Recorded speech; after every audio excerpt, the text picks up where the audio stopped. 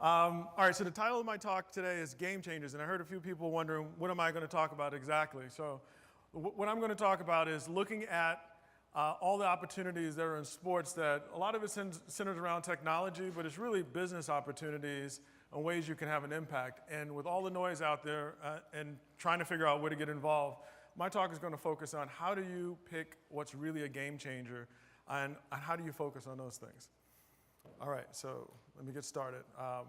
Just to give you a little bit on the agenda, we're going to define what a game changer is, make sure you know what it looks like when you see one, and then I'm going to get practical and give you a couple of examples of things that I've gotten involved with and hopefully brings it to life a little bit. And then in the end, sort of summarize and how do you participate, how do you plug in. All right, a little background on me. My day job, I'm actually a serial entrepreneur venture capitalist. I'm a general partner in a venture firm called Northbridge Venture Partners. We manage a couple of $1 billion that we put to work around early stage opportunities. But I'm more than anything more of an entrepreneur with a checkbook. I go in and I help start things from scratch and help management teams build their companies. Now, outside of my day job, as you can see in this picture, I am quietly a lacrosse coach, and this is my entire family, my son and my 2 daughters and my wife. And so I'm avid around sports, both watching professional sports, but also heavily active in youth sports, which will play into partly what I talk about. All right, let's jump into it. So what is a game changer, right? That's a broad term, game changer. So I'm gonna give a couple of examples. A game changer is definitely something that's transformational, right? Looking at this particular picture, think about tennis and what happened when rackets went from having small heads to large heads. Think about what happened when rackets went from being wood to high advanced materials like graphite. Fundamentally changed the game, right? Game changes often come about when people challenge the norm, so challenges. In fact, this is a picture of Bradbury Robinson, who in 1906 at St. Louis University threw a pass to a teammate, which later on turned out to be profound because it was the first example of a forward pass in football, which we know transformed the sport as it relates to the athletes, but truly transformed the sport as it relates to the fans. Game changer often is seen through having vision, so visionaries, where someone can see something that others can't way in advance. In fact, this is a picture of Garry Kasparov, who is considered to be the greatest chess master out there, and was the greatest chess master out there in his sport. And Garry could see things 5 moves ahead. Let's think about something that may be a little more of a modern day example. I love this quote by Phil Knight and what it captures here, right? The idea that looking at Nike as being an industry Goliath, but never losing its position because it approaches the industry as a David. And I love that idea because I think that really is what pushes the bounds of never resting at the status quo. So, I can give you more definitions around game changer, but let me go one step further and maybe give you a recipe and a formula for how I go about selecting a game changer. And I'm going to summarize this in what I'm going to call the 4 Ps. I had to come up with something that's memorable. So the 4 Ps. And the first P is identifying the problem. So looking out there and figuring out what the opportunity is by identifying the problem that you want to solve and making sure that problem's a big, important problem. The second P, how do you solve the problem? People. Identifying the right set of people to work with that are going to come up with the solution. And as it relates to sports, ideally you want to find people who know something about the problem and will know what it looks like when you're solving the problem, right? The third P, and very important, the actual product. So you've identified the problem, you've identified the right set of people and you surrounded yourself with them, or you've gotten involved with them. Now it comes down to what is the product itself that's going to solve that problem, and why is it going to make a difference? And ideally, that problem is going to, as it relates to athletics, just feel like it fits right. Right? It could fit right for the athlete, whether they're professional or amateur, but fit doesn't necessarily mean how it fits physically. Fit can also just mean mentally it feels right. And the fourth of the 4 Ps is the one that I'd say most often gets overlooked, and that's the plan. And to kind of put it in perspective, the plan really comes down to what's the business model after you've identified the problem, gotten the right set of people to come up with the right product. If you can't get that product adopted and ideally widespread adoption, you don't have a game changer. You have what I would call a game over, right? Because pretty much you wasted time. And so those are the 4 Ps. And sort of switch from an academic discussion about 4 Ps and get more practical.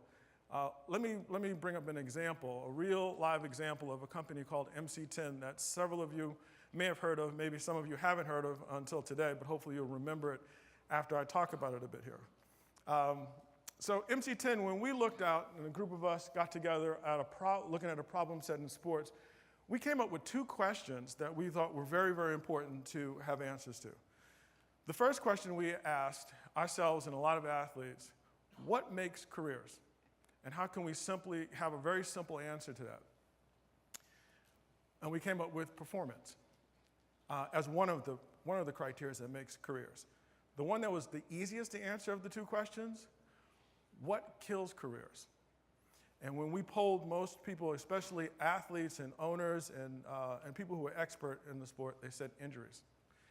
It's the thing that scares people the most. So what we did at MC10 is we looked at these 2 questions and these 2 simple answers, at least part of the answers, and we said to ourselves, if we can identify a technology or a product that optimizes both of these 2 things, that is, increases performance, peak performance, while at the same time lowering the risk of injury to an athlete, we think we have a big problem set that we're solving that would be categorized as a game changer. And so how do you do that? We identified this brilliant professor. This guy's name is John Rogers, who is an MIT product, who's now at University of Illinois. What he does is he comes up with magical things that electronics can do for all sorts of consumer products. And I'll get into why that's important. But John is the best in the world at what he does. And then we paired him up with the athlete. And many of you will recognize this is Matt Hasselbeck, who's actually got one of the MC10 Reebok products on here. And that's really important because identifying an athlete that in some respects behaves as the industry David is important because then they're out to really show how they can solve a problem and make a big difference that preserves and perhaps grows the sport. So then we moved on to the 3rd P. Product. So what exactly is it that we're doing? So what MC10 has that John Rogers and his team invented, along with some of the MC10 scientists, is a virtually invisible conformal form of electronics that extends human capability. A lot of words, but just think about this. It's an electronics platform that the athletes will definitely incorporate because you don't even feel it. When I say invisible, I don't mean literally invisible to the eye, I mean invisible to the feel. So it gets incorporated into athletic gear, it gets incorporated into clothing.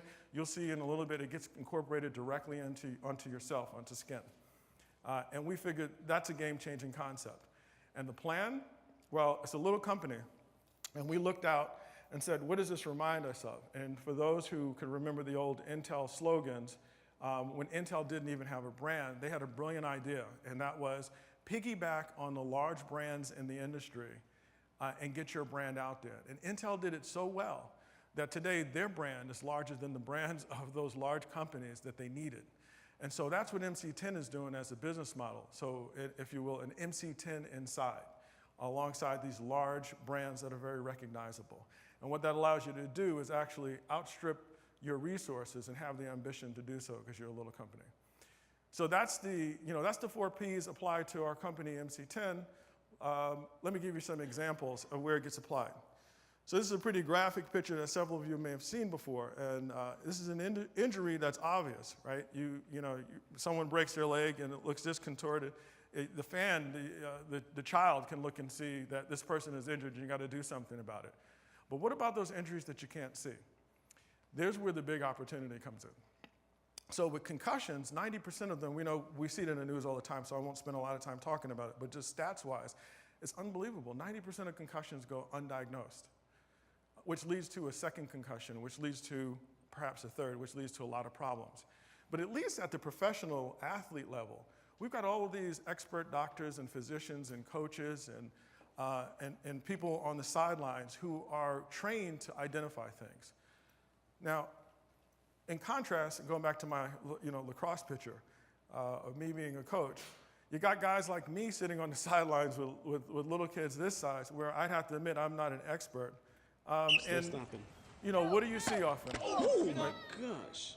So, you look at this video, and it's a little bit graphic, and you ask yourself, who in their right mind would run this drill to begin with? But I have to admit, when I was that old, I could imagine one of my coaches maybe, letting you do that sort of stuff. And I'm sure there are people in here as well. But what do you do, and even there, something went wrong. But what do you do to identify an impact for a child or in youth sports, right? Very difficult because you don't have those experts, and the field is certainly not loaded up with people who would be able to identify it easily. Oops, let me go a sec, there we go. So the answer for us was to partner up with Reebok and launch a product called Checklight. And Checklight is exactly what it sounds like. It's a product that's worn on the head. In fact, if you go back and remember the picture I put up with Matt Hasselbeck, it's a product that's worn on the head where it's very comfortable, and it's in a form factor that's used, typical for helmeted sports. And literally, you have a light that goes off that anyone would know whether or not you've had an impact that needs to get checked out.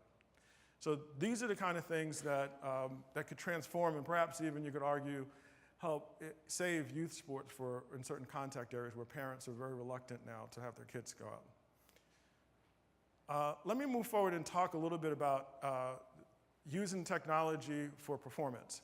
And so I mentioned that MC10 has technology that can go directly onto the skin. So this is some examples, and just to pick it up a little bit, that postage stamp, we call it an electronic tattoo, can go anywhere on the body. So you can imagine that for rehabilitation, for example, you can have a wearable rehab where you can detect just how well you're doing and when you can increase or decrease that workout. So you could imagine that being a very good thing for someone like RG3 right now who is recovering, or something that would have allowed us to see why a guy like Adrian Peterson could recover that fast and come back.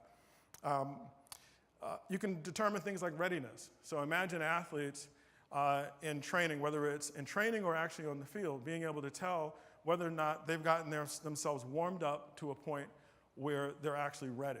And you'd be able to tell that both on the muscle side, but also on the cardiovascular side.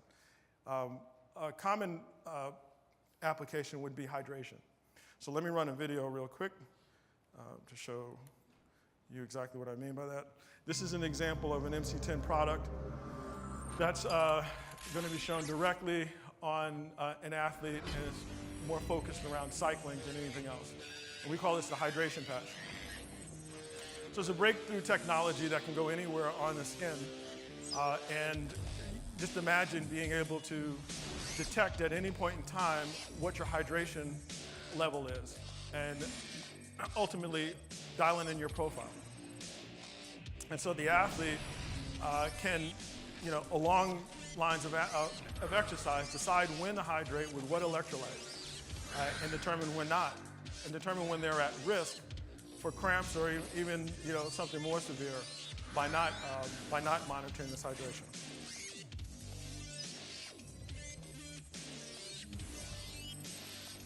What's also really cool about this product is you can actually detect things by using your PDA that matches up with the product because it's an electronic. Okay, so let me shift gears a little bit to another company example and then wrap up and maybe take some questions. So that's an actual physically wear the product type example. I'm going to give one slide on a company that I would be remiss not to mention in the midst of our analytical conference, and it's a company called Pit Row. A group of us had to admit, a group of my friends and I had to admit 18 months ago we had never been to a NASCAR event, and we barely watched it unless we accidentally saw it on ESPN as we flipped through. But we thought about it. We said, maybe that's an opportunity. If guys like us who are inventing and coming up with new things are not typically involved in NASCAR, maybe we should be. So we ended up identifying a rookie driver who was getting involved at the Nationwide Series and deciding to go in and help him business-wise, launch his career. But what we were really interested in doing is learning about NASCAR and figuring out how we can identify a problem that can get solved from a business standpoint. So the problem that we ended up coming up with was, how do you change NASCAR with more data and math? And we know, just everyone being at this conference knows the impact of data and math on so many other sports. And it's not to say NASCAR hasn't seen some impact, but it pales compared to something like the NBA or Major League Baseball or even NFL. And so we saw a big opportunity there. And so what we did, as it relates to people, is we went out and identified one of these really smart, I will call Eric Allen, brainiac MIT PhDs, who had experience in doing clever things in fantasy and analytics for other sports. And we gathered this team together, and we partnered them up with the drivers, both rookie drivers and experienced drivers, or well-recognized names, and together looked at ways that data and math could help the driver and help the team. And if you think about it, it makes a lot of sense. Think about all the things that are in NASCAR. You've got the driver, you've got the vehicles, you have differences in tracks, you've got differences in weather conditions depending on where they're going, you got differences in crew chiefs, crew teams, right? And even to date, the car types are changing as they've done this year at the Sprint Cup level. So a lot of room for a lot of noise. So what's the product?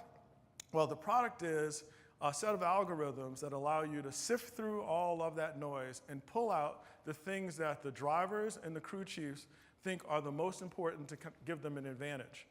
And the way Pit Row is leveraging this as the plan is to sign up, and right now they've got one very marquee team, a top 5 Sprint Cup team, along with some rookie drivers, and to go out this year and test that out on the new vehicle that's being used in the Sprint Cup level. So there's more to come on that. So let me wrap up now. How can you participate? You can imagine, you can be an advisor, you can test some of these products, you can promote some of these products. These are all pretty obvious. If the goal is to make some money, you can invest in some of these products, or you can even be a teammate and get involved in some of the companies directly. And the recipe, the 4 Ps, definitely pursue things that I'm passionate about. I would say you should do the same. Challenge yourself. Time is the limited resource. So pick things that are worth solving. And in my opinion, don't make it about money, make it about impact. So find a way to make a dent in the universe is what I would say. So let me stop there and maybe take some questions. Thanks.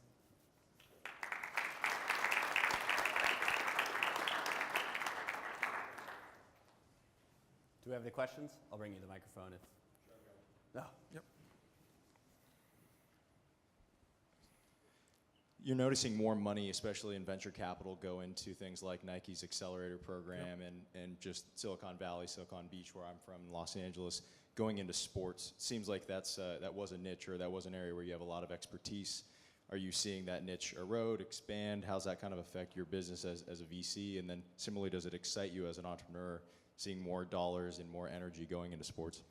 Absolutely excites me as an entrepreneur, because I think that the amount of dollars going into sports versus the opportunity is out of whack. Even though you see it increasing, I think that the opportunity way outstrips the amount of capital going that direction. And I think my biggest hope is that more people would put more money in, because what you try to do is not do this by yourself. You try to have partners who also co-invest in this, and so it's good to see. Why doesn't venture capital understand sports, and why haven't they traditionally? So why doesn't venture capital understand sports, and why haven't they done more? I think consumer in general, outside of the internet stuff, but generally speaking, consumer product-oriented stuff and also entertainment is considered to be a little bit black boxish to most venture capitalists, and so they tend to stay away from it because they get burned by not understanding how to get expert in it. That's why I say you got to go find people in the sport to help you make sure you're focused on the right things and that you're not trying to do things different than what the major problems are. But I think that's the main issue.